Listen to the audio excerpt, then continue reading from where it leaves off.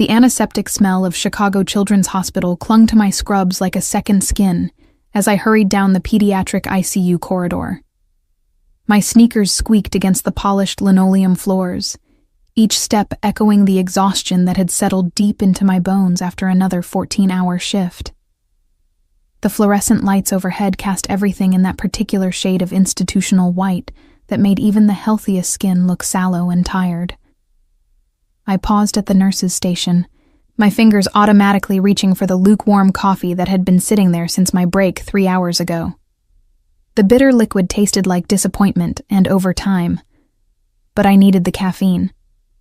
Room 314 had been calling for pain medication every 20 minutes, and Mrs. Peterson in 318 was still asking when her daughter could go home, even though we'd explained twice that the pneumonia needed at least another day of observation.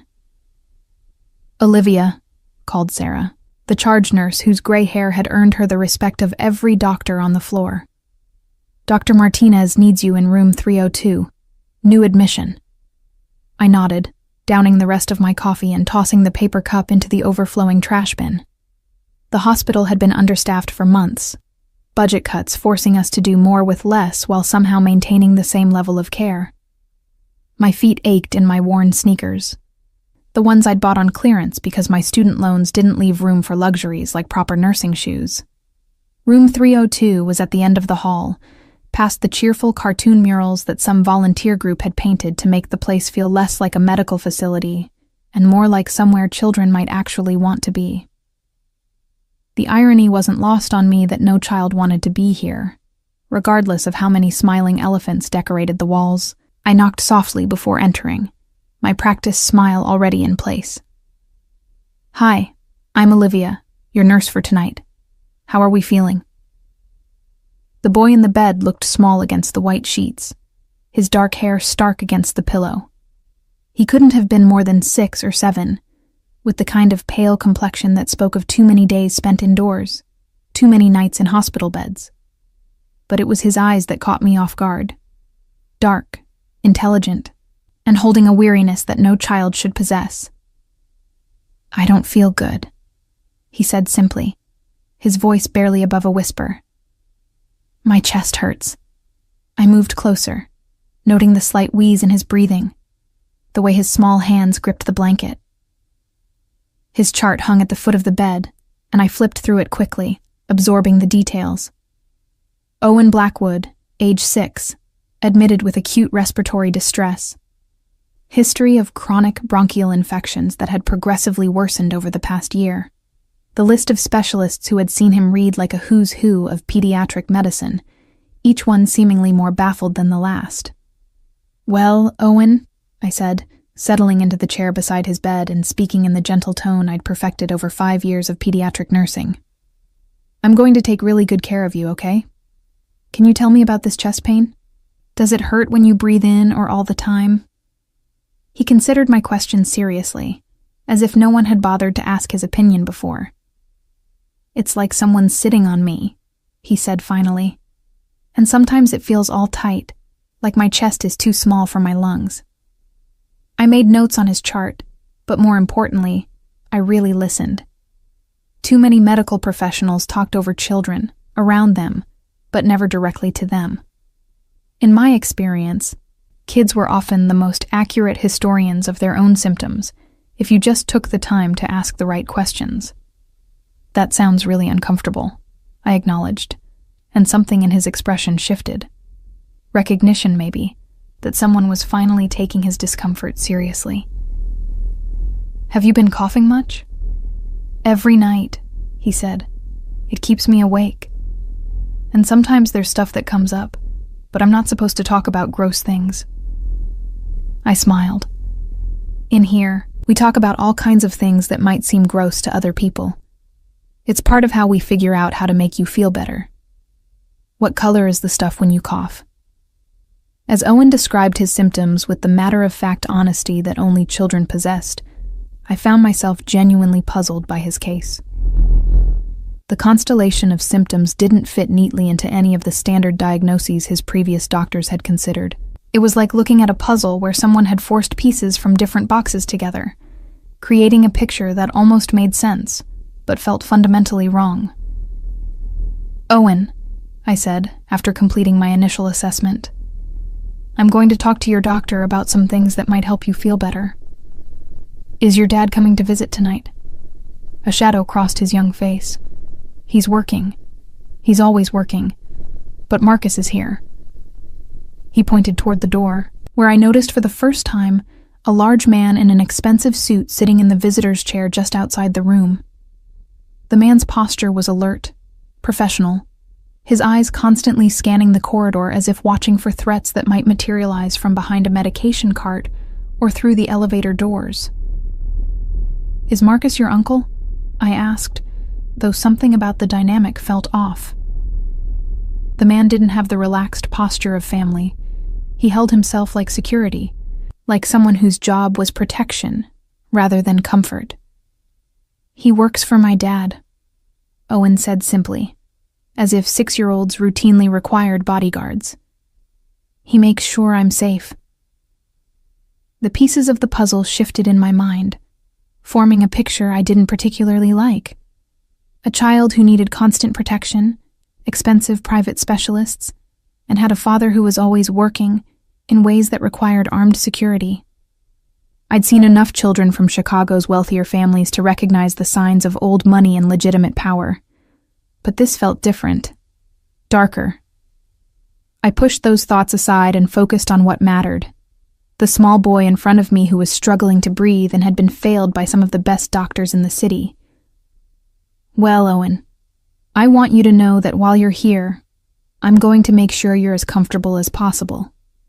And I'm going to work really hard to figure out what's making you feel so sick." Over the next 2 hours, I threw myself into researching Owen's case. I pulled every medical journal I could access, cross-referenced his symptoms with rare conditions, and even called Dr. Elizabeth Chen, my former professor from nursing school who now worked in pediatric research. The standard treatments weren't working, and standard diagnoses didn't fit. Sometimes, in cases like these, you had to think outside the established protocols. It was nearly midnight when I found it buried in a case study from a hospital in Germany. A rare inflammatory condition that mimicked asthma and pneumonia, but required a completely different treatment approach. The symptoms matched Owen's case almost perfectly, but the treatment protocol was experimental, risky, and would require approval from 6 different departments. I made my way back to Owen's room, my mind racing with possibilities. He was awake, staring at the ceiling with that 1,000-yard stare that sick children sometimes developed when pain became their constant companion. "Hey, buddy," I said softly. "Can't sleep?" "It hurts more when I lie down," he admitted, "but sitting up makes me dizzy." I helped him adjust his position, propping pillows behind him to find the least uncomfortable angle. "Owen, I think I might know what's making you sick. It's something that other doctors might not have thought of because it's pretty rare. But if I'm right, there's a treatment that could help you feel a lot better." Hope flickered in his dark eyes. Really? But I need to talk to your doctor first, and then we'd need to call your dad to get permission. It's a newer kind of treatment, which means we have to be extra careful and make sure everyone agrees it's the right choice." "My dad will say yes," Owen said with the absolute certainty of a child who had never doubted his father's devotion. "He wants me to get better more than anything." Something in his tone made me believe that despite whatever complicated circumstances surrounded this family, Owen's father genuinely loved his son. "Okay then, let me go make some phone calls." The next few hours passed in a blur of consultations, phone calls, and paperwork. Martinez was skeptical, but intrigued by the research I'd compiled. The hospital's ethics committee needed to review the experimental treatment protocol, and Owen's father needed to be contacted to give consent. It was 4 a.m. when Marcus finally stood up from his post outside Owen's room and made a quiet phone call. I couldn't hear the conversation, but his body language was deferential, respectful, as he explained the situation to whoever was on the other end of the line. "Mr. Blackwood will be here in 20 minutes, Marcus told me after ending the call. "He wants to speak with you directly before making any decisions." 20 minutes gave me just enough time to review my research one more time, to prepare my explanation in terms that a worried father could understand. I'd dealt with anxious parents countless times before, but something about this situation felt different. The security detail, Owen's casual mention of his father's work, the expensive private room in a hospital where most families struggled to afford basic care. It all pointed to a level of wealth and power that I'd never encountered directly. When Oliver Blackwood walked into his son's hospital room at 4:23 a.m., the very air seemed to change. He was tall, broad-shouldered, with the kind of presence that made everyone else in the room suddenly aware of their posture and breathing. His dark hair was perfectly styled despite the early hour, and his charcoal suit looked like it cost more than my monthly salary. But it was his eyes that held my attention, the same dark intelligence I'd seen in Owen, but tempered with a hardness that spoke of decisions made in boardrooms where failure wasn't an option.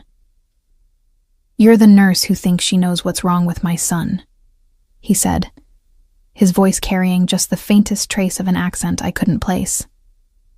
It wasn't a question, and there was no warmth in his tone, but there was something else. Desperation, maybe, carefully controlled but unmistakably present. "I'm Olivia," I said, extending my hand and meeting his gaze directly. "I've been Owen's nurse tonight, and I believe I may have identified a condition that explains his symptoms."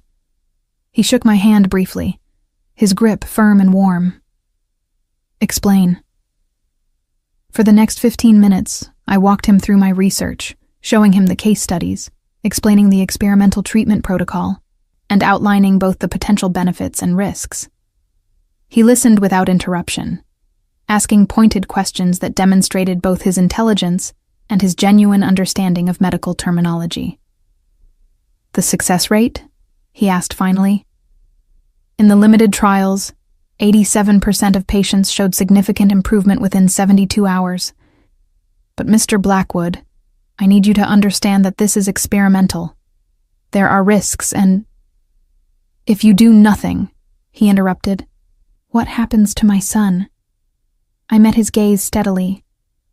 "His condition will continue to deteriorate. The inflammation will likely worsen, making breathing increasingly difficult. Eventually he dies," Oliver finished when I hesitated. "Yes." He turned to look at Owen, who was pretending to sleep, but was clearly listening to every word.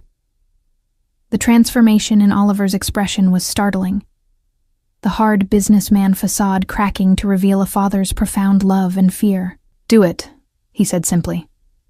"Whatever you need, whatever permissions, whatever equipment. Just do it." The treatment protocol began at dawn, and I stayed past the end of my shift to monitor Owen's response. The experimental medication had to be administered intravenously every 4 hours, with constant monitoring of his respiratory function, heart rate, and oxygen saturation. It was the kind of intensive care that required a dedicated nurse, and I'd volunteered to extend my shifts to provide continuity of care. By the second day, Owen's breathing had noticeably improved. The wheeze that had been his constant companion for months began to fade, and for the first time since his admission, he was able to lie flat without discomfort.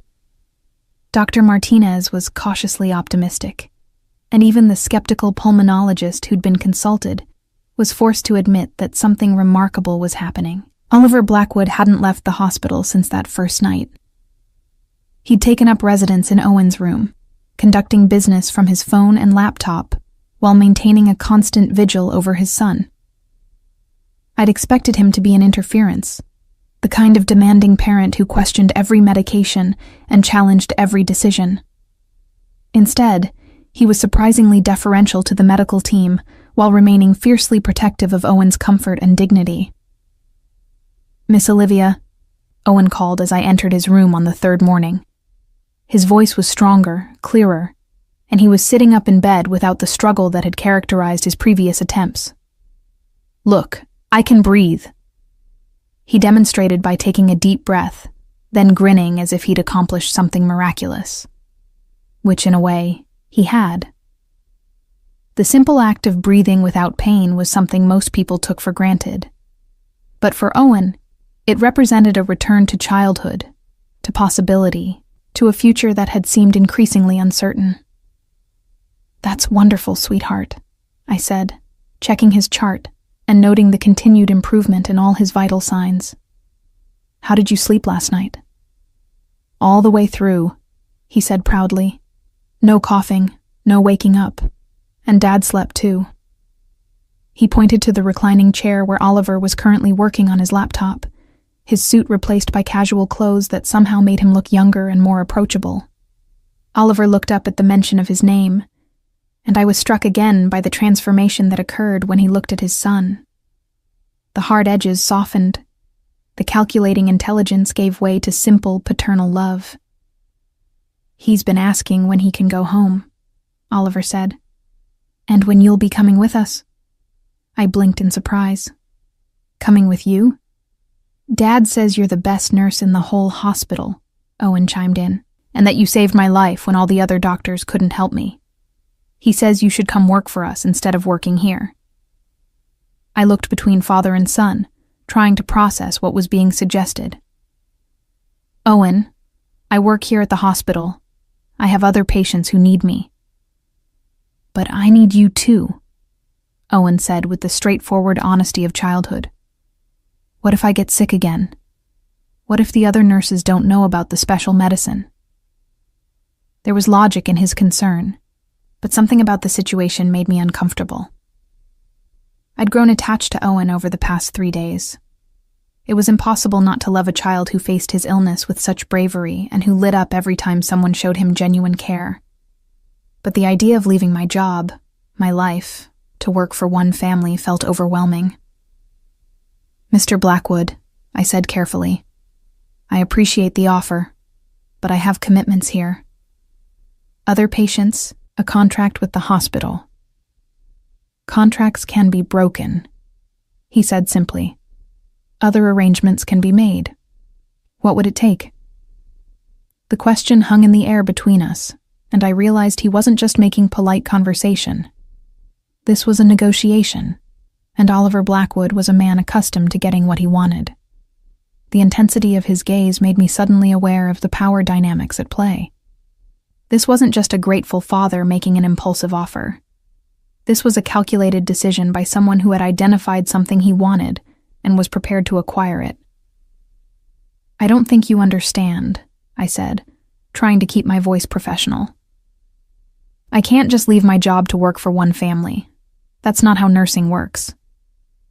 "Actually," he said, closing his laptop and giving me his full attention, "that's exactly how private nursing works. Wealthy families hire dedicated medical staff all the time. The compensation is typically 3 to 4 times what you'd make in a hospital setting, with full benefits, housing provided if needed, and the opportunity to provide truly individualized care." He wasn't wrong. I knew that private nursing positions existed, but they'd always felt like something for other people, nurses with more experience, better connections, different priorities than mine. I'd chosen pediatric nursing because I wanted to help as many children as possible, not to become the exclusive caretaker for one privileged family. "I need to think about it," I said finally. "Of course," Oliver replied, but something in his tone suggested that he considered the matter already settled. "Take all the time you need. In the meantime, Dr. Martinez has agreed that Owen can be discharged tomorrow, provided he continues to show improvement. I'd like you to oversee his transition home. Make sure he's stable before we make any permanent arrangements." It was presented as a request, but it felt like a foregone conclusion. And truthfully, I was concerned about Owen's discharge.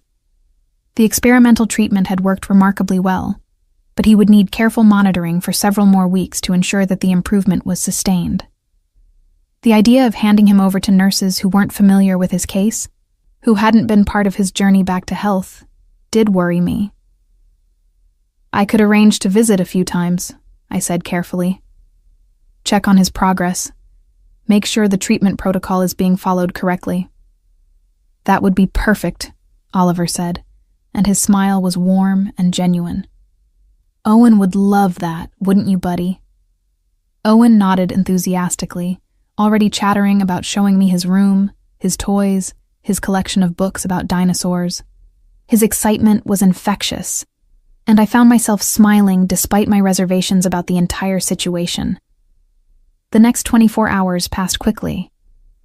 Owen's discharge paperwork was completed with an efficiency that spoke to his father's influence, and I spent the afternoon going over his care instructions with Oliver and the private medical team that would be taking over his daily care. They were qualified professionals, but I couldn't shake the feeling that Owen would be safer if I remained involved in his care, at least for the transition period.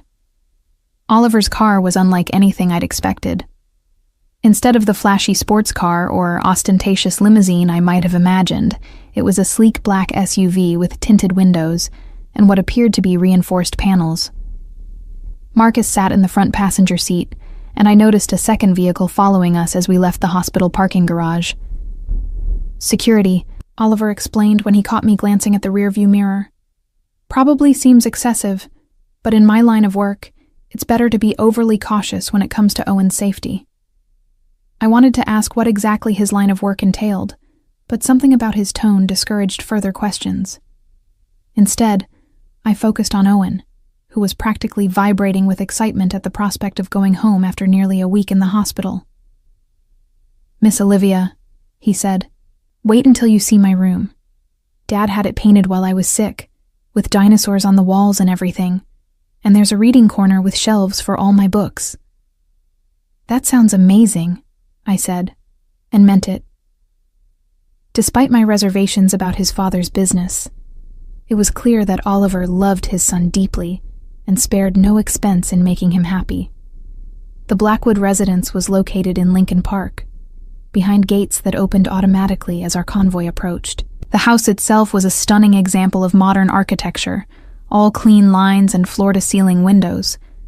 But what struck me most was how it managed to feel both imposing and welcoming. This was a home, not just a showcase of wealth.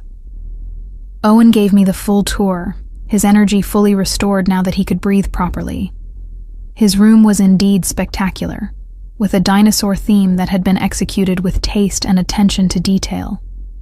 But it was the medical equipment discreetly integrated into the space that reminded me why I was really there. A nebulizer disguised as part of a bookshelf, oxygen monitoring equipment hidden behind decorative panels, everything a sick child might need but presented in a way that wouldn't make him feel like a patient in his own home. "This is incredible," I told Oliver, as Owen showed off his collection of fossil replicas. "You've thought of everything." "I had help," he said. The design team consulted with several pediatric specialists to create a space that could function as a medical facility if needed, but still feel like a normal child's bedroom. It was thoughtful, expensive, and spoke to the resources he was willing to deploy to ensure his son's well-being. "He seems so much happier here," I observed. "He is, and so am I, knowing he's safe and comfortable." Oliver paused, watching as Owen carefully arranged his toy dinosaurs in what appeared to be a complex prehistoric ecosystem. "Olivia, I want to discuss the position we talked about. I know it's a big decision, but I think you can see how much good you could do here." Before I could respond, Owen looked up from his toys. "Dad, can Miss Olivia stay for dinner? Mrs. Henderson is making my favorite pasta." "If Miss Olivia would like to stay," Oliver said, "she's more than welcome." And somehow, without quite understanding how it had happened, I found myself agreeing to stay for dinner, then to return the next day to check on Owen's progress, then to consider a temporary arrangement to oversee his continued recovery. Each small agreement felt reasonable in isolation, but together they created a pattern of increasing involvement that made it harder and harder to maintain my professional distance. 2 weeks later, I was living in the Blackwood mansion. It hadn't been planned that way. The arrangement was supposed to be temporary, just a few days to ensure Owen's full recovery from the experimental treatment. But on my third visit, Owen had developed a slight fever that sent his father into a barely controlled panic. I'd stayed overnight to monitor his condition, sleeping in the guest room and checking on him every few hours until the fever broke. After that, Oliver had made his offer more concrete. A private nursing position with a salary that was triple what I'd been making at the hospital, full medical benefits, housing provided, and the opportunity to focus exclusively on Owen's care. When I'd hesitated, he'd sweetened the deal. A year-end bonus equivalent to 6 months' salary, full tuition coverage if I wanted to pursue additional certifications, and a living situation that most people could only dream of. Think of it as a sabbatical, he'd said during one of our evening conversations while Owen slept peacefully upstairs. A chance to practice individualized medicine without the constraints of hospital bureaucracy. You've already proven that you can think outside conventional protocols. Imagine what you could accomplish with unlimited resources. He wasn't wrong. The freedom to order any test, consult with any specialist, try any treatment without worrying about insurance approval or hospital policies was intoxicating for someone who'd spent years fighting the system to provide optimal patient care. And Owen was thriving under my constant attention, his health improving daily as we fine-tuned his medication regimen and monitoring protocols. But it was the lifestyle that truly seduced me. The guest room I'd been given was larger than my entire apartment, with a bathroom that featured a soaking tub and a walk-in shower with multiple shower heads. The closet had been stocked with clothes in my size, tasteful, expensive pieces that Mrs. Henderson, the housekeeper, claimed had been purchased just in case I decided to accept the position. Meals were prepared by a private chef who somehow knew my dietary preferences without me having mentioned them. The house had a gym, a library, a home theater, and grounds that included a swimming pool and tennis court. It was like living in a luxury resort, except everything was tailored to my specific needs and preferences. "You seem happy here," Oliver observed one evening as we sat on the terrace after Owen's bedtime. He'd developed a habit of opening a bottle of wine after dinner, and we'd fallen into a routine of debriefing Owen's day while watching the sunset over Lake Michigan. I was happy, which was part of what worried me. "Owen is doing beautifully," I said, deflecting slightly. "His lung function is better than it's been in years, and he's gained 4 pounds since leaving the hospital." "I wasn't asking about Owen's happiness," Oliver said quietly. "I was asking about yours." The directness of the question caught me off guard. "I'm content," I said finally. "This is a beautiful place, and Owen is a wonderful child to work with." "But?" he prompted, clearly hearing the hesitation in my voice. I took a sip of wine, trying to organize my thoughts. "It doesn't feel real," I said finally. "This lifestyle, this level of luxury, it's not my world. Sometimes I feel like I'm playing dress-up in someone else's life." Oliver leaned back in his chair, studying me with that intense gaze that always made me feel slightly off balance. "What is your world, Olivia? That cramped apartment with the broken air conditioning? 14-hour shifts for minimal pay? Watching children suffer because their families can't afford optimal care?" His words stung because they contained too much truth. My previous life had been a constant struggle, both financially and emotionally. The work was rewarding but draining, and I'd often felt like I was fighting a losing battle against a system that prioritized profit over patient care. "At least it was honest work," I said, immediately regretting the defensive tone. "And what you're doing here isn't honest." There was an edge to his voice now. "You're providing medical care to a child who needs it. You're using your skills and expertise to improve his quality of life. How is that less honest than rationing your attention among dozens of patients because the hospital is understaffed?"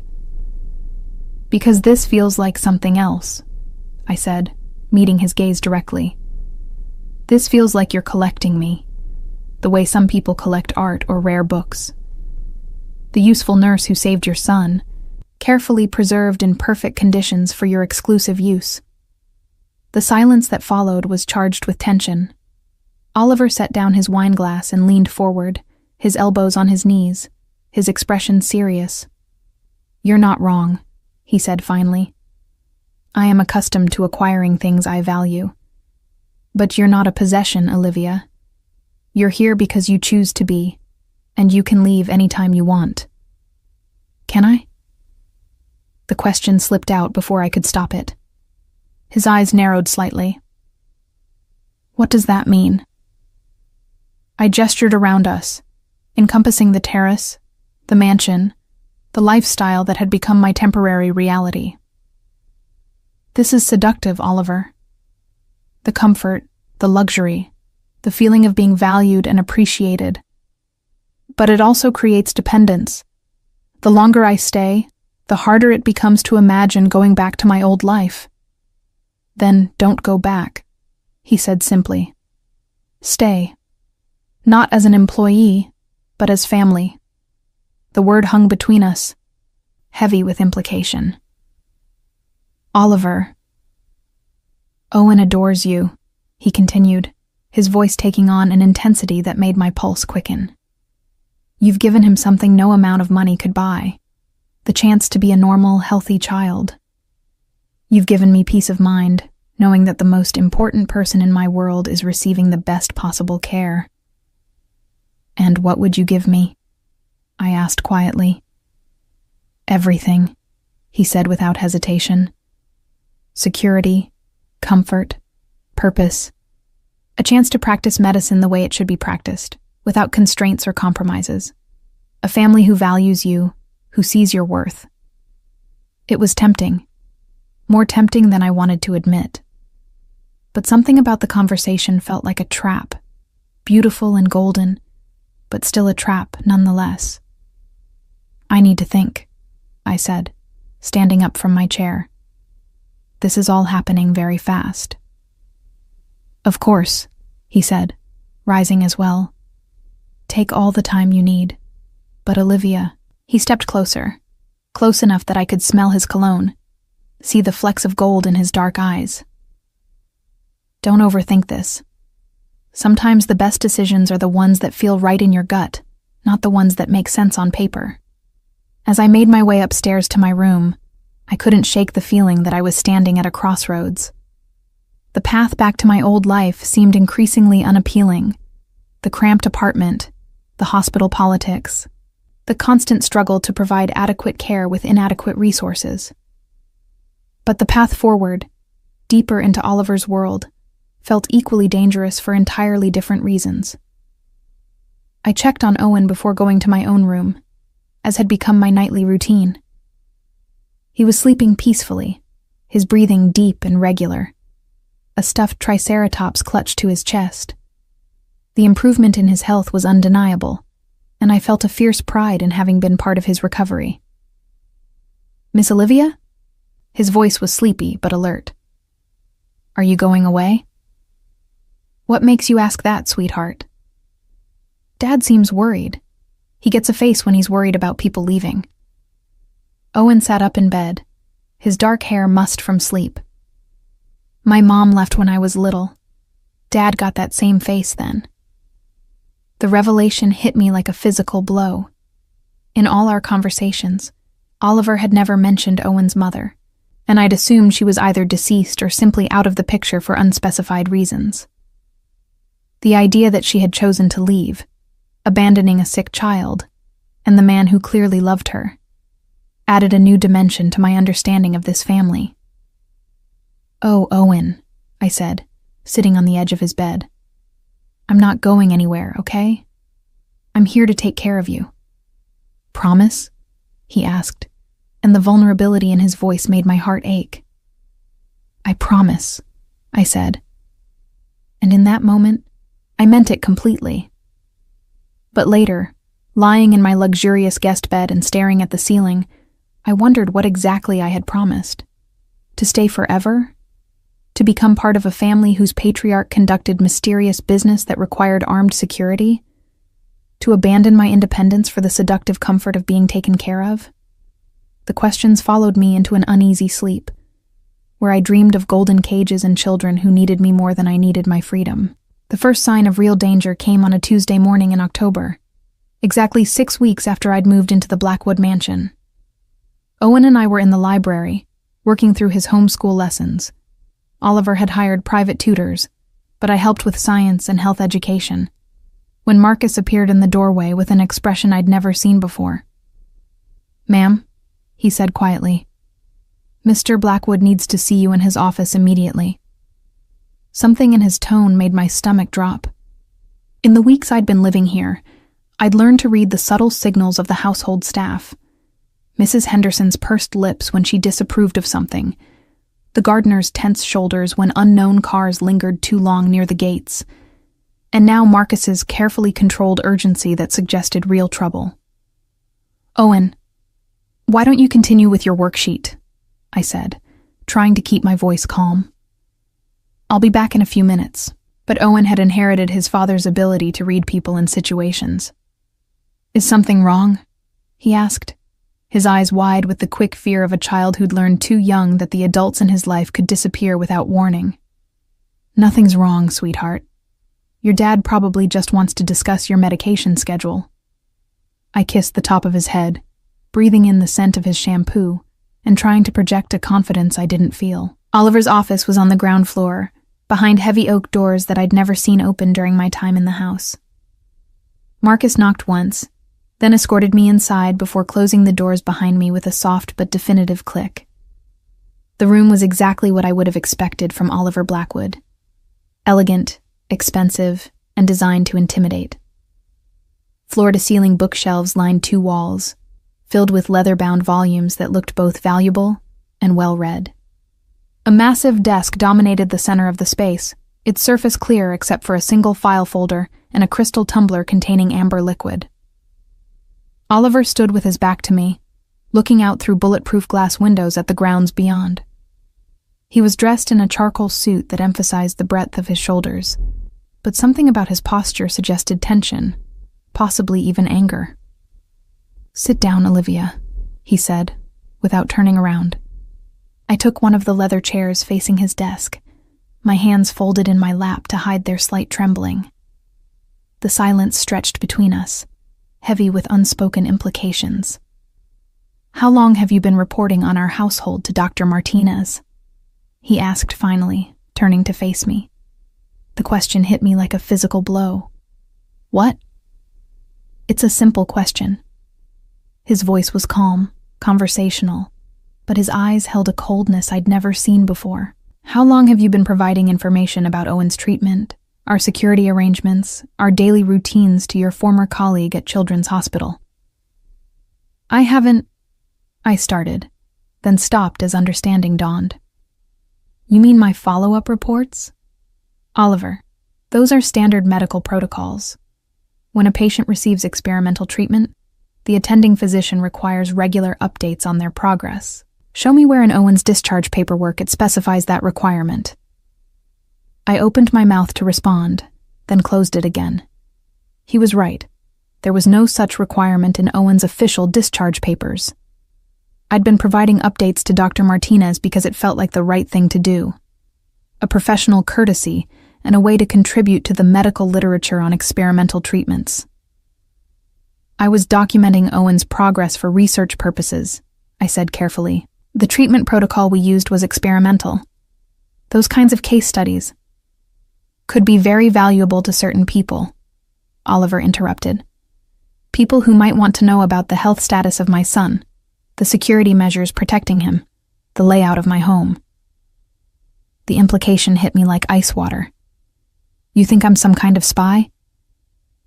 "I think you're a woman who's been living in my house, caring for my child, and sharing detailed information about our private life with outside parties." He moved around the desk to stand directly in front of me, close enough that I had to tilt my head back to maintain eye contact. "What I don't know is whether you're doing it intentionally or if you're simply naive about how that information might be used." My hands clenched into fists in my lap. Those reports contain nothing but medical information. Owen's vital signs, his medication dosages, his response to treatment. Nothing about security, nothing about your business, nothing that could put him in danger. You mentioned the private tutors, the fact that he doesn't attend regular school, his schedule, his daily routines, the fact that he spends most afternoons in the library or the pool area. Oliver's voice remained calm, but there was an underlying current of menace that made my skin crawl. You described the layout of his room, the medical equipment available in the house, the staffing levels during different shifts. Each point he made was accurate, and I felt sick as I realized how comprehensive my reports had been. What had seemed like thorough medical documentation now sounded like surveillance intelligence. I never meant... I began. Intent is irrelevant, he said sharply. Results are what matter, and the result is that information about my son's vulnerabilities is now in the hands of people outside my control. Dr. Martinez would never... Dr. Martinez has a research assistant who's been asking very specific questions about Owen's case. Questions that go well beyond medical curiosity. Oliver leaned against the edge of his desk, his gaze never leaving my face. That research assistant is dating a man with connections to the Volkov organization, a Russian crime family that has very good reasons to want leverage against me. The room seemed to spin around me. I didn't know. I swear to you, Oliver, I had no idea. Of course you didn't. His tone softened slightly, but the coldness in his eyes remained. You're a nurse, not a criminal. You think in terms of patient care and medical ethics, not security protocols and information warfare, which is exactly why you should have trusted me to handle Owen's case documentation instead of maintaining outside contacts. The full scope of my mistake was becoming clear, and with it came a crushing sense of guilt. Is Owen in danger because of what I did? Owen is always in danger because of who I am, Oliver said bluntly. But yes, your reports have made him more vulnerable than he should be. The Volkovs now know his medical history, his daily schedule, his physical limitations. They know which rooms he frequents, when he's likely to be alone, how quickly he could be moved if evacuation became necessary. I felt sick. The child I'd been trying to protect, the little boy who'd promised never to leave, was now at greater risk because of my professional protocols and naive assumptions about medical confidentiality. What can I do? I asked quietly. How do I fix this? Oliver studied me for a long moment, and I could see him weighing my words, evaluating my sincerity. First, you're going to call Dr. Martinez and inform him that you're no longer able to provide updates on Owen's case due to patient confidentiality concerns. You'll explain that the family has requested complete privacy moving forward. Okay, yes, of course. Second, you're going to give me a complete account of every person you've spoken to about Owen, every detail you've shared, every question that was asked that seemed unusual or overly specific. I nodded, my mind already racing through months of conversations, trying to identify anything that might have seemed suspicious if I'd been looking for warning signs. And third, Oliver continued, moving closer until he was standing directly in front of my chair. You're going to understand that your position in this household has fundamentally changed. You're no longer just Owen's nurse. You're now a liability that needs to be managed. The word sent a chill down my spine. What does that mean?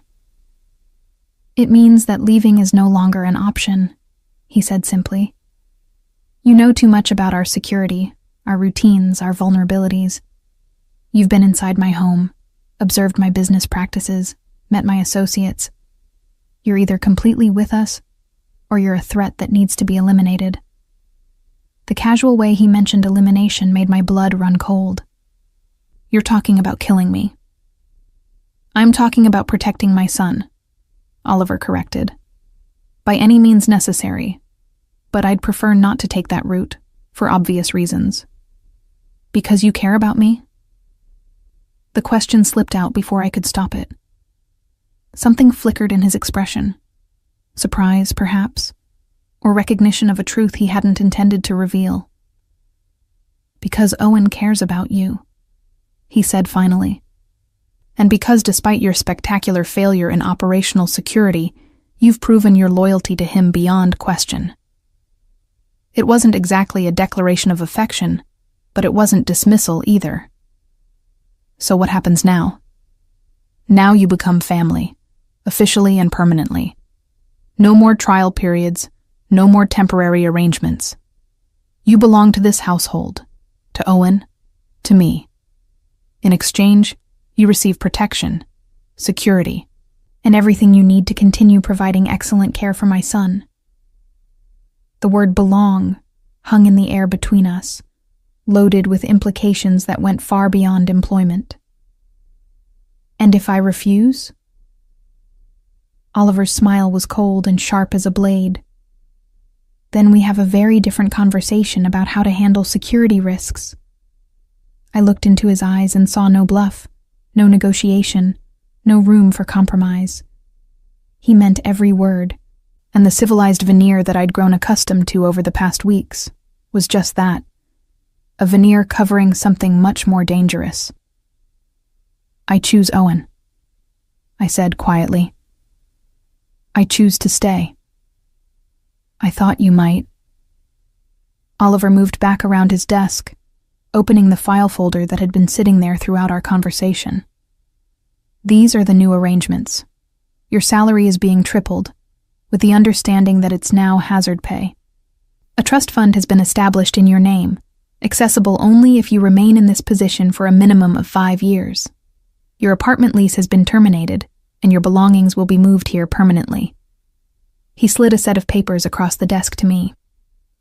There's also this. I looked down at what appeared to be adoption papers. Oliver, Owen needs a mother, he said matter-of-factly. And you need legal standing in this family that can't be easily challenged or dissolved. This ensures that your position here is permanent and protected. You want me to adopt Owen? I want you to become his legal guardian in the event that something happens to me. I want you to have parental rights that supersede any claims from his biological mother or her family. I want you bound to this household in a way that makes betrayal impossible and abandonment unthinkable. The papers were detailed, complex, and clearly prepared by expensive lawyers. Everything had been planned, anticipated, arranged before our conversation had even begun. How long have you been planning this? Since the day you agreed to the temporary arrangement, Oliver admitted. I don't leave important things to chance, Olivia. Owen needs you. And I've learned that what Owen needs, I acquire and protect. I stared at the papers, understanding that I was looking at the formalization of my golden cage. Beautiful, comfortable, but locked, nonetheless. And what do you need, Oliver? The question seemed to catch him off guard. For a moment, the controlled businessman facade slipped, revealing something more vulnerable beneath. I need to know that the most important people in my world are safe, he said quietly. I need to know that Owen will be cared for if something happens to me, and I need to know that I can trust you completely. Even after I've proven you can't? Especially after that, he said. Trust isn't about never making mistakes, Olivia. It's about how you handle the consequences of those mistakes. You could have lied to me, tried to cover up your communications with Dr. Martinez. Instead, you've accepted responsibility and agreed to make it right. I signed the papers because I had no real choice, but also because somewhere along the way, this had stopped being just about Owen's medical care. I'd fallen in love with the little boy who called me his guardian angel, who showed me his drawings and shared his dreams of becoming a paleontologist. I'd grown attached to the rhythms of this household, the sense of purpose and belonging that came with being truly needed. And if I was being completely honest, I'd also fallen under the spell of Oliver Blackwood himself. Not the dangerous criminal, but the devoted father who read bedtime stories in different voices and who'd learned to braid hair so Owen wouldn't feel different from children with mothers. Welcome to the family, Oliver said as I set down the pen, officially this time. As if summoned by some invisible signal, the office doors opened, and Owen bounded in, his face bright with excitement. Dad, Miss Olivia, Mrs. Henderson says we're having a celebration dinner tonight. What are we celebrating? Oliver scooped his son into his arms, and I watched as Owen wrapped his small arms around his father's neck with complete trust and love. We're celebrating that Miss Olivia is staying with us forever, Oliver said. She's going to be your new mom, legally and officially. Owen's eyes went wide, and then he launched himself from his father's arms into mine. Really? Really, truly, forever? Really, truly, forever, I confirmed, hugging him close and breathing in his familiar scent of apple shampoo and childhood innocence. Over Owen's head, I met Oliver's gaze and saw satisfaction there, but also something deeper. Possession, certainly, but also protectiveness and maybe even affection. I belong to this family now, completely and irrevocably. Whether that was a blessing or a curse remained to be seen. The attack came on a Thursday afternoon in November, during Owen's swimming lesson. We'd been living under heightened security for 3 weeks since my revelation about the leaked information, but life had settled into a new routine.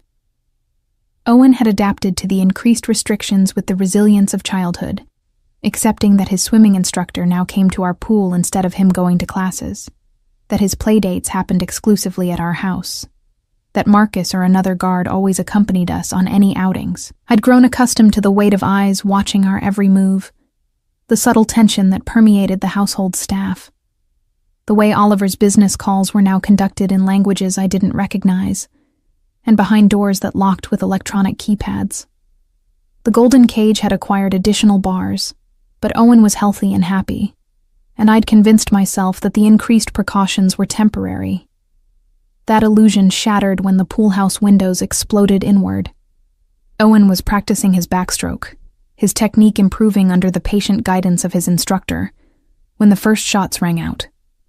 The instructor reacted with military precision, immediately diving to cover Owen and drag him toward the pool's edge closest to the house. I was sitting in a lounge chair, reviewing Owen's medication schedule, when glass began raining down around us. "Get down!" Marcus's voice cut through the chaos as he burst through the pool house doors, weapon drawn. "Move toward the house, now!" Training I didn't know I possessed took over. I grabbed Owen from his instructor's arms, wrapping him in a pool towel and shielding his body with mine as we ran toward the main house.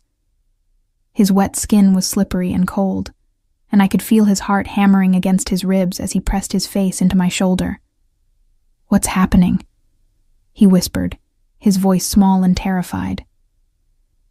"Miss Olivia, what's happening?" "It's okay, baby," I lied, stumbling slightly as another round of gunfire erupted behind us. "We're just playing a game. We need to get inside quickly." Mrs. Henderson was waiting at the service entrance, her face pale but determined. She grabbed Owen from my arms and immediately headed toward what I now realized was a safe room, hidden behind a false wall in the pantry. The efficiency with which she moved suggested this wasn't her first experience with emergency protocols. "Where's Oliver?" I gasped, water and glass still dripping from my hair. "He's coming," Mrs. Henderson said tersely, ushering us into a room that looked like a smaller version of a nuclear bunker. Thick walls, independent air supply, communication equipment, and enough supplies to last several days. "He was in the city when the breach occurred. Marcus is coordinating security until he arrives." Owen was shivering, whether from cold or fear, I couldn't tell. I wrapped him in emergency blankets and held him close, my own hands shaking as adrenaline coursed through my system. Through the communication system, I could hear Marcus coordinating with other security personnel, his voice calm and professional as he reported positions and damage assessments. "6 hostiles neutralized," came a voice I didn't recognize. 2 escaped over the north wall. Property secure, but we recommend maintaining lockdown until primary arrives. "Understood," Marcus replied. "ETA on primary?" 15 minutes.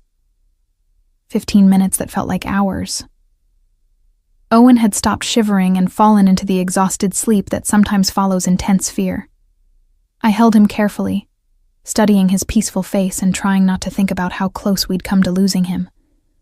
When Oliver finally arrived, his entrance into the safe room was like a force of nature. Even in the confined space, he dominated everything around him, his presence both reassuring and terrifying. He was still wearing his business suit, but it was rumpled, and there was a hardness in his expression that I'd never seen before. "Report," he said to Marcus, his voice clipped and controlled. 6-man team, professional-grade equipment. They knew the property layout, including pool schedule and guard rotations. This was planned, not opportunistic. Oliver's jaw tightened. "Casualties?"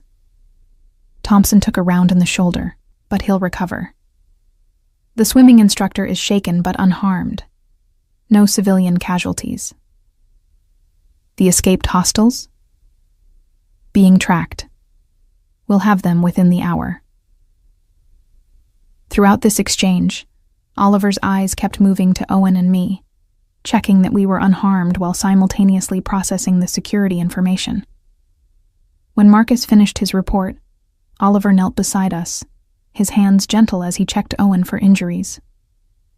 "He's okay," I whispered. "Scared, but physically fine." "And you?" "I'm okay too."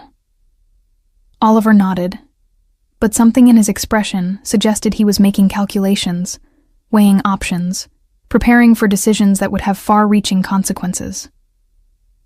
"This changes everything," he said quietly. "What do you mean?" "I mean that someone just tried to kidnap my son. Not for ransom, not as a warning, but as a direct attack on my family." His voice was deadly calm, but I could see the fury burning beneath the surface. That requires a response.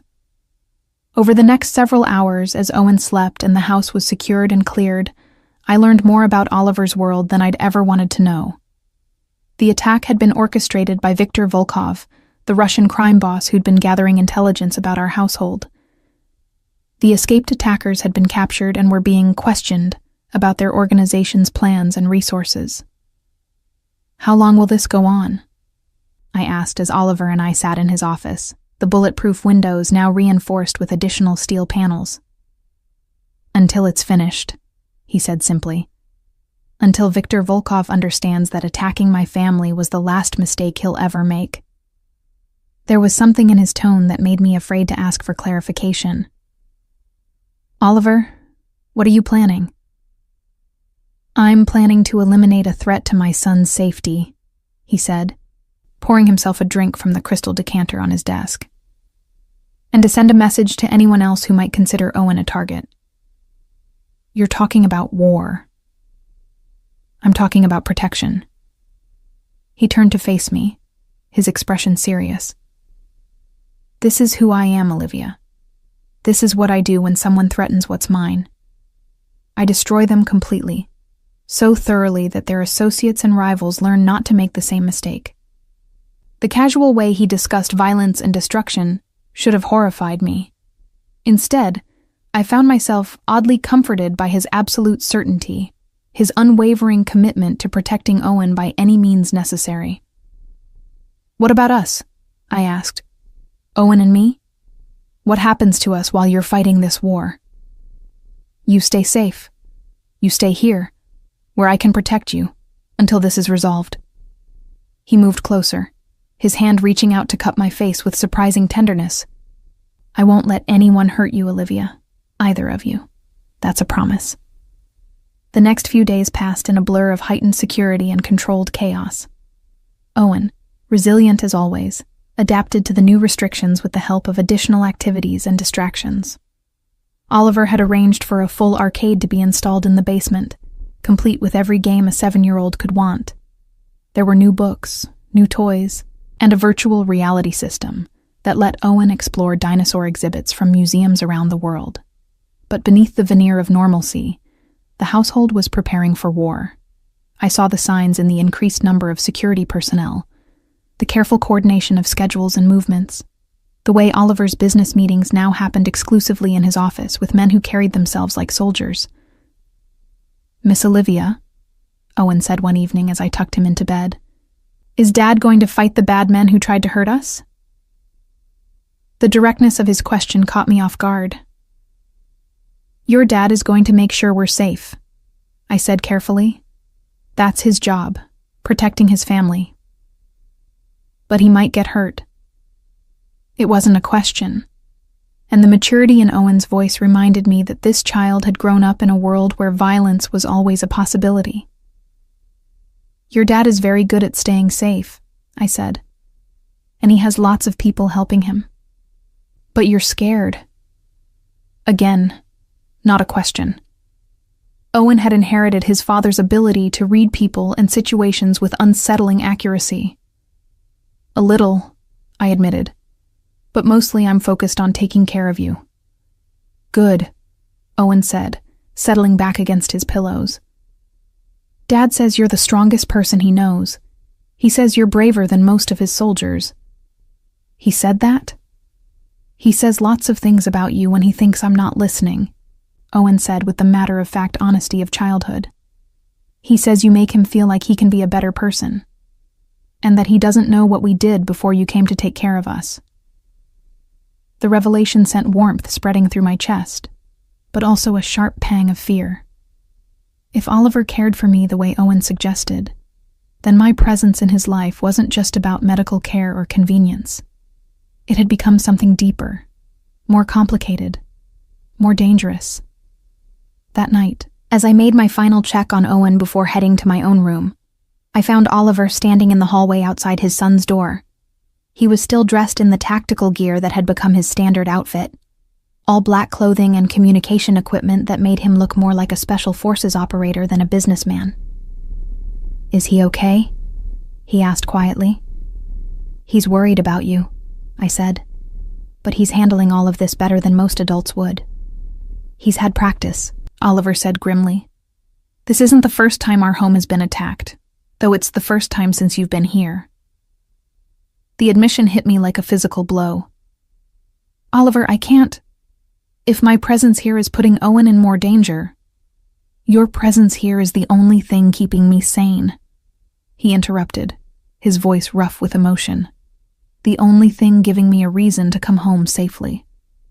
Before I could respond, he stepped closer, close enough that I could see the exhaustion in his eyes, the weight of responsibility and fear that he carried for his son's safety. "When I heard about the attack, when I realized you and Owen were in danger while I was across the city in a meeting, I felt something I haven't felt since his mother left. Pure, paralyzing terror." "Oliver, I love you," he said simply, the words hitting me with the force of revelation. "I've been in love with you since the night you figured out what was wrong with Owen when a dozen specialists couldn't. I'm in love with your intelligence, your dedication, your fearlessness in protecting what matters." The confession hung between us in the dim hallway, weighted with all the complications of our situation. "This isn't the time," I whispered. "This is exactly the time," he countered, "because tomorrow I'm going to do things that might ensure you and Owen are safe forever, or might get me killed in the process. And I needed you to know that whatever happens, you've given me something I thought I'd lost forever." "What's that?" "Hope," he said. And then he kissed me. The kiss was gentle at first, tentative, a question rather than a demand. But when I didn't pull away, when I found myself leaning into him instead, it deepened into something desperate and fierce. All the tension and fear and unspoken emotion of the past weeks poured into that moment, and I understood with crystal clarity that whatever happened next, there was no going back to the careful professional distance I'd been trying to maintain. When we finally broke apart, both breathing hard, Oliver rested his forehead against mine. "Stay with him," he said quietly. "Whatever happens tomorrow, whatever you hear, just stay with Owen and keep him safe." "Where are you going?" "To end this," he said, "once and for all." Oliver left before dawn, and the house fell into an eerie silence that seemed to press against my chest like a physical weight. Owen woke early, immediately sensing the change in atmosphere, even though nothing visible had altered in his routine. "Dad's gone," he stated over breakfast. Not a question, but a simple acknowledgement of fact. "He'll be back," I said, trying to project more confidence than I felt. "Mrs. Henderson made your favorite pancakes." Owen picked at his food, his usual enthusiasm dampened by worry. The bad men are going to try to hurt him, aren't they? There was no point in lying to a child who'd lived his entire life surrounded by the realities of his father's world. Your dad is very careful, I said instead, and he has good people helping him. What I didn't say was that Oliver had left with a team of 12 men, all armed with military-grade weapons and communication equipment. I'd watched from my bedroom window as they loaded into unmarked vehicles, their movements precise and coordinated like a special forces unit preparing for deployment. Marcus had remained behind with a skeleton crew to protect the house, but even he seemed tense as the day wore on without word from Oliver's team. By mid-afternoon, Owen had abandoned any pretense of normal activities and was sitting in the library, staring out the window toward the gates as if he could will his father to return safely. "Miss Olivia," he said suddenly, "what happens to us if Dad doesn't come back?" The question I'd been dreading hung in the air between us. "Owen, your dad is going to come back. He's strong and smart, and he loves you more than anything in the world." "But what if he doesn't?" Owen's dark eyes, so like his father's, held a maturity that broke my heart. What if the bad men hurt him like they hurt my mom? I froze. "Owen, what do you mean about your mom?" "She didn't just leave," he said quietly, his voice barely above a whisper. "Dad thinks I don't remember, but I do. The men came to our old house when I was little. There was lots of yelling and scary noises. Then Mom was gone and there was blood on the floor." The revelation hit me like ice water. Oliver's ex-wife hadn't abandoned them. She'd been killed, murdered by his enemies, while Owen watched from wherever his father had hidden him. The weight of that trauma, carried by a child who'd been protecting his father's feelings by pretending to believe the more palatable fiction, was staggering. "Oh, sweetheart," I breathed, pulling him into my arms. "I'm so sorry." "That's why Dad has so many guards now," Owen continued, his small body trembling against mine. "That's why we can't go places like other kids. That's why he gets scared when people try to hurt our family." I held him tighter, understanding now why Oliver's reaction to the attack had been so swift and absolute. He'd lived through losing the mother of his child to violence. He wouldn't survive losing Owen, and he clearly wasn't willing to risk losing me either. "Your dad is going to come home," I said with fierce conviction, "and we're going to be here waiting for him." The call came at 6:37 p.m. Marcus answered his secure phone on the second ring, his face grim as he listened to the voice on the other end. I couldn't hear the conversation, but I watched his expression change from tension to relief, to something that might have been satisfaction. "Understood," he said finally. "ETA?" After he hung up, Marcus turned to me with the first genuine smile I'd seen from him in days. "They're coming home, all of them." Owen launched himself at Marcus with uncharacteristic exuberance, wrapping his arms around the big man's waist. "Dad's okay? Really okay?" "Really okay," Marcus confirmed, ruffling Owen's hair with surprising gentleness. "He'll be here within the hour." The next 53 minutes felt like the longest of my life. Owen bounced between excited chatter and nervous energy, while I tried to process what Oliver's return would mean. Had he succeeded in eliminating the threat from Viktor Volkov? What exactly had happened during the hours he'd been gone, and what did this mean for our future, for the confession he'd made the night before? When the convoy finally pulled through the gates, Owen and I were waiting in the front hallway.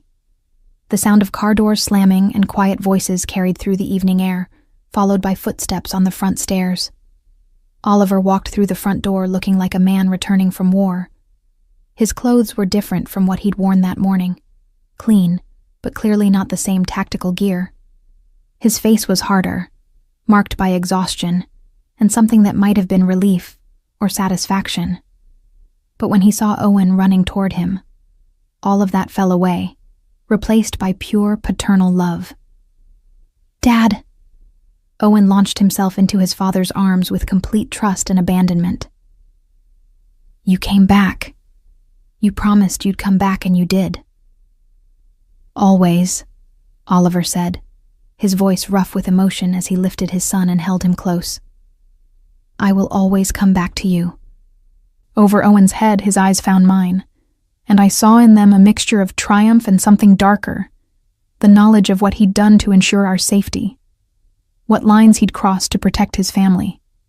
He looked like a man who'd won a victory at great personal cost. Is it over? I asked quietly. Oliver nodded once, still holding Owen, but speaking directly to me. It's over. Viktor Volkov is dead. His organization has been scattered. The threat to this family has been eliminated. The casual way he announced murder should have horrified me. Instead, I felt a profound sense of relief wash over me. Owen was safe. We were all safe. Whatever Oliver had done, whatever methods he'd employed, the result was that the shadow hanging over our family had been lifted. Good, I said, and meant it completely. Later, after Owen had been fed, bathed, and tucked into bed with extra stories and reassurances, Oliver and I finally had a chance to talk privately. We sat in his office, the scene of so many difficult conversations, but tonight the atmosphere felt different. Settled. Final. Tell me, I said simply. Oliver poured himself a drink, his movements careful and controlled. Viktor had to be stopped permanently. His organization was built around the idea that attacking families was an acceptable form of leverage. As long as he lived, as long as his people believed that strategy could succeed, Owen would never be truly safe. So you killed him. I executed him, Oliver corrected. After he confessed to ordering the attack on this house, after he admitted to having plans to kidnap Owen and use him to force my cooperation in his expansion into Chicago. There was a difference in his mind between murder and execution, between crime and justice. In Oliver's world, threatening his child was a capital offense that carried only one possible sentence. What about his organization? Neutralized. His lieutenants are dead. His operations have been absorbed or destroyed. His remaining soldiers have been given the choice to leave Chicago permanently or join their boss. Oliver's expression was cold, businesslike. It was thorough. And now? Now we rebuild, he said, moving closer to where I sat. Now we create something better, something safer. Viktor's territory becomes mine, along with his resources and connections. The power vacuum gets filled by someone who understands the value of protecting families rather than threatening them. It was empire building, plain and simple. Oliver had used the attack on our home as justification for a hostile takeover that would significantly expand his influence and power. But he'd also ensured that no one would ever again see Owen as a viable target.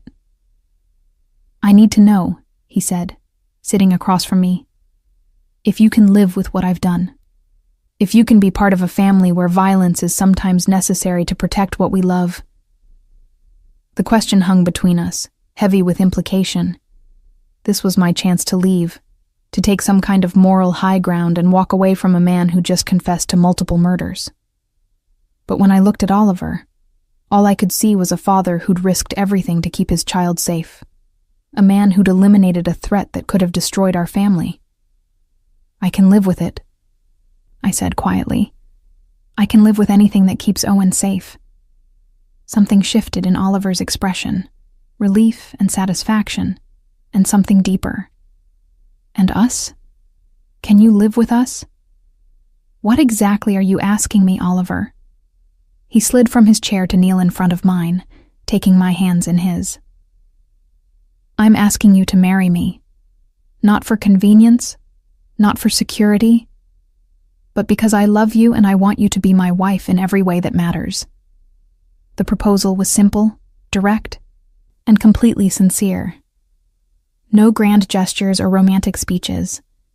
Just a powerful man making himself vulnerable by asking for what he wanted most. What about Owen? I asked. Owen adores you. You're already more of a mother to him than his biological mother ever was.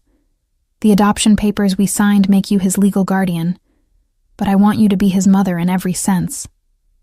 And your world, your business, the danger, will always exist to some degree. Oliver admitted.